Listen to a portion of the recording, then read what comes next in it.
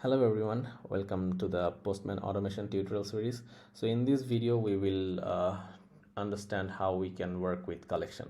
So what is collection? Collection is basically a group, a group with a list of different APIs.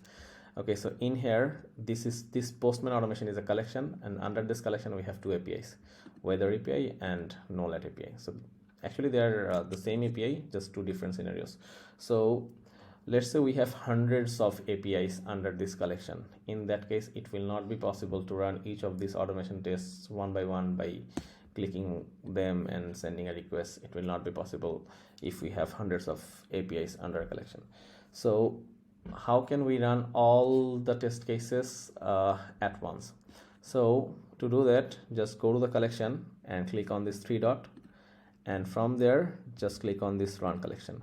So you'll see it will show the list of all the APIs you have under this collection. So in my case I just have two APIs, so I will run both of them, so keep as it is. Let's say I want to run all the test cases for 10 times, so I want 10 iterations and I don't want any delays, and for now let's ignore all these things and run our Postman automation. So you see we had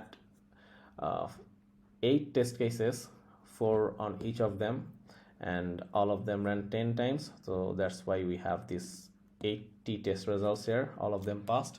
So that's it. So this is how you can easily run all the automations under a collection with a few clicks. You can view you are already actually viewing the summary, and if you want you can run it once again. So if I click it, you'll see it will run again for 10 times, and you can also export the results if you want. So that's it. So this is how you can run all the automations under a collection with just a few clicks. So that's it for this video. Thank you everyone for watching. See you in the next one. Bye.